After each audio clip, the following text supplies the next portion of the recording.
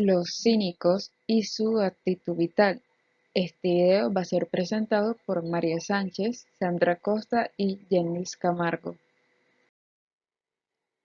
Ya algunos estudiosos antiguos, como el mismo Diógenes Laercio, se preguntaban si había de considerarse el cinismo como una verdadera escuela filosófica o más bien como una actitud ante la sociedad y la vida. La cuestión está muy fundamentada. La pobreza intelectual o teórica de la secta contrasta con la desenvoltura y la firmeza con que los adeptos a la misma asumen y expresan sus convicciones y su rechazo de las normas de la sociedad en franco desafío individual. A lo largo de varios siglos, desde la fundación de la secta por Antítenes o por Diógenes, es decir, en el siglo IV a.C. hasta el siglo VI después de Cristo, donde está bien atestiguada la actuación de algunos cínicos, como el ascético Salustio, es decir, durante unos 9 siglos, los cínicos son figuras características del ambiente filosófico y del mundillo intelectual helenístico. Los cínicos no fundaron una escuela en un lugar fijo como lo tenían otras escuelas de filosofía, ni edificaron una teoría complicada, ya sea con una lógica, una física y una metafísica, ni una ética con sólidos dogmas y refinados silogismos. Eran filósofos callejeros, desarraigados, populares, al menos en un sentido amplio del término. Los cínicos significaban un rechazo de la cultura y la civilización superior y la búsqueda de un nuevo ideal de vida. Tanto Epicteto como más tarde, en el siglo IV después de Cristo, el emperador Juliano describirán contra los cínicos ignorantes, en tanto que el satírico Luciano de Samosata, uno de los más grandes escritores del helenismo tardío, convertiría al cínico Diógenes y al cínico Ménipo en los héroes paródicos de una visión del mundo casuística y nihilista.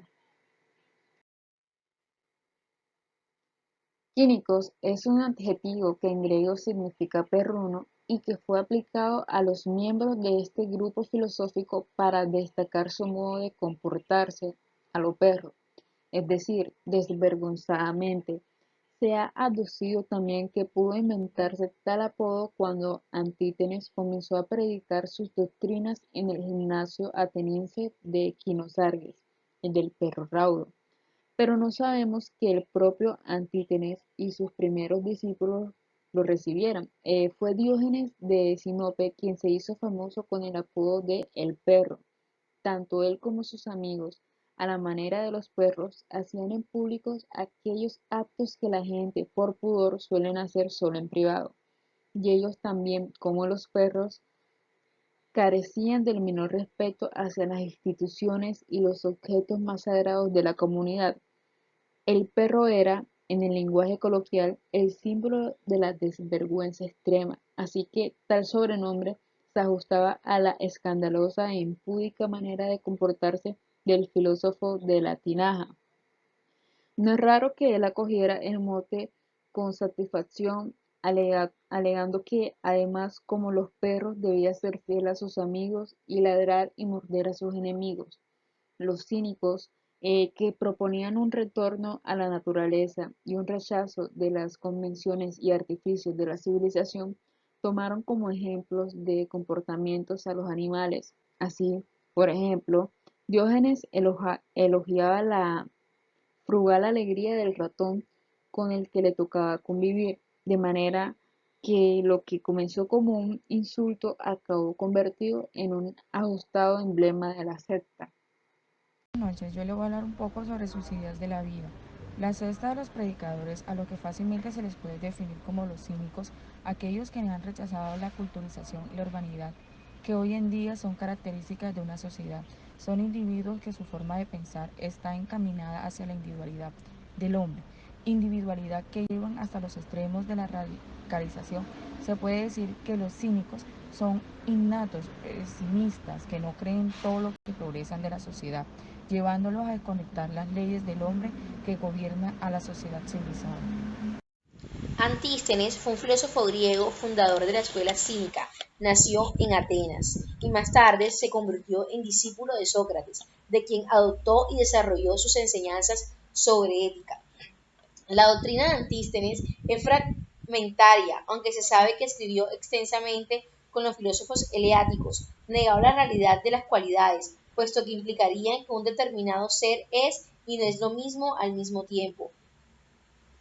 Escribió poco sobre ética y prefirió predicar el asentismo y la simplicidad. Con el ejemplo defendió una teología negativa, afirmando que el Dios no es como las cosas y nada de lo que puede decirse de ellas puede afirmarse de él.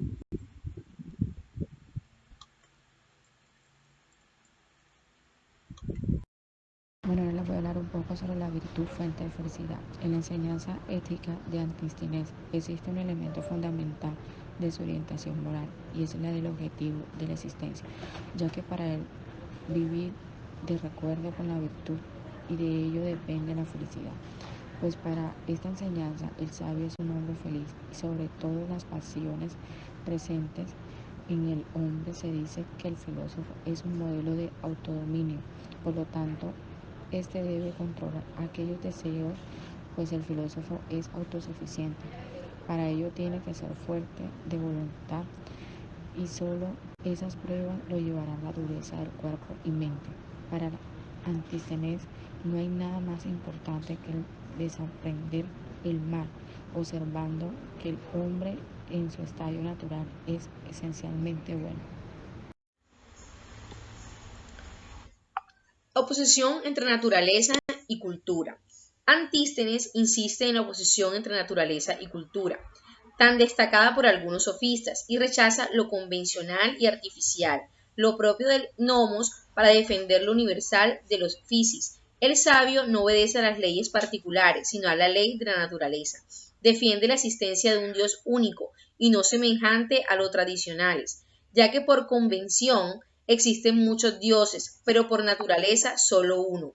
Rechaza las instituciones sociales, el Estado, la religión, la familia y también la educación y la cultura, al menos en sentido retórico. Diógenes fue un filósofo griego perteneciente a la escuela cínica.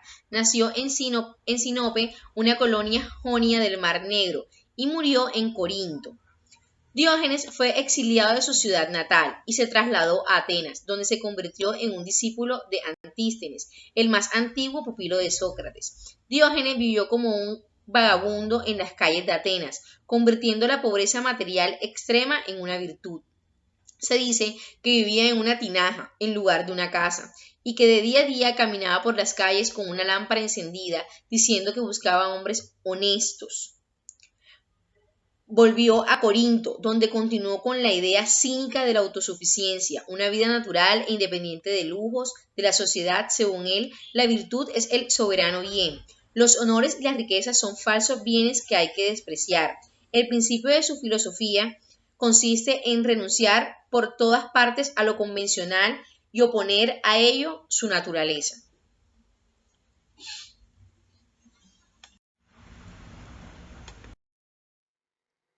Hablemos de otros cínicos.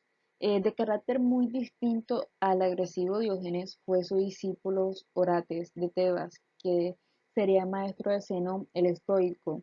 Orates, que era un rico ciudadano, se convirtió al cinismo y regaló toda su hacienda a los pobres para practicar los hábitos peregrinos y mendicantes de la secta. Fue poeta burlesco y parodió en sus poemas a Homero y a Solón. Solía acudir a las casas para dar consejos y por su buen carácter fue muy apreciado. Lo llamaron el que abre todas las puertas. Se casó con Hiparquía, la hermana de otro cínico, Metrocles.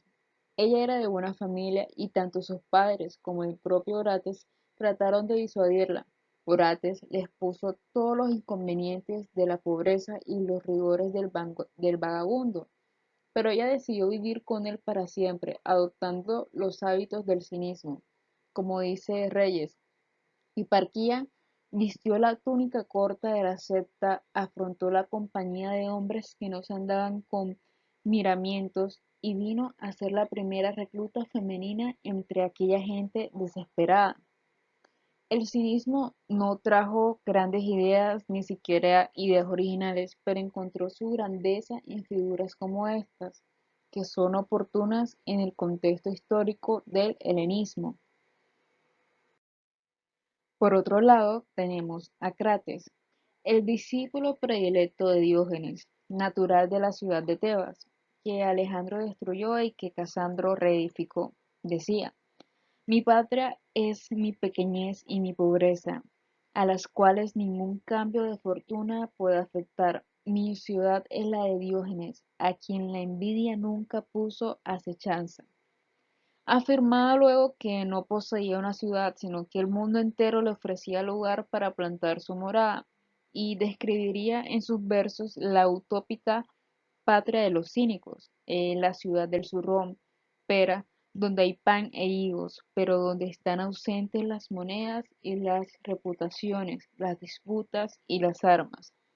Otros cínicos posteriores, como Bion de Borístenes y Menipo de Gadara, tuvieron una importante obra literaria que desafortunadamente ya se ha perdido, y a través de ella difundieron los principios de la secta.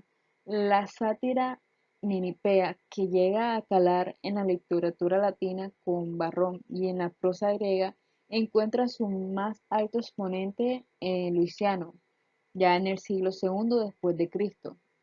Es de clara raigambre cínica. Los cínicos acudieron a la parodia y la sátira, a los diálogos y a los sermones o diatribas de corte popular para atraer prosélitos expresándose en prosa y en verso, y dejaron una amplia huella, difusa y cargada de un humor muy característico en la literatura. Pero esos escritores posteriores son menos importantes en la historia de la filosofía, ya que fueron fundamentalmente glosadores y comentaristas de ideas que, de manera radical, habían enseñado los primeros cínicos. Muchas gracias por su atención. Esto fue Los cínicos y su actitud vital.